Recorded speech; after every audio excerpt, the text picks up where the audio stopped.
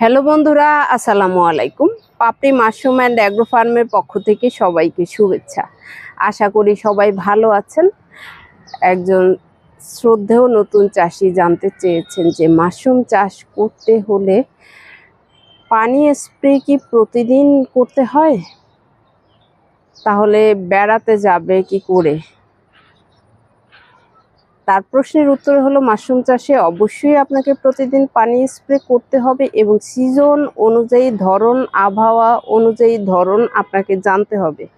শুধুমাত্র পানি স্প্রে করলেই আপনি চাষি হতে পারবেন না। সেখানে তো আবার প্রতিদিন না দেওয়ার চিন্তা, এটা তো করাই যাবে না। আপনি যদি কৃষি খাতের কথা বলি, গরু ছাগল হাঁস মুরগি বিজনেস করেন, সেক্ষেত্রে কি আপনি বেড়াতে যাবেন কি কোনো কাউকে দায়িত্ব না দিয়ে? বিষয়টা এরকমেরই। আপনাকে মাশরুম চাষ করতে হলে আপনি নিজে দায়িত্ব নেন অথবা অন্য কাউকে দায়িত্ব দেন। আপনাকে অবশ্যই সঠিক যত্ন না নিলে আপনি মাশরুম চাষে স্থায়ী হতে পারবেন না, সঠিক ফলন পাবেন না।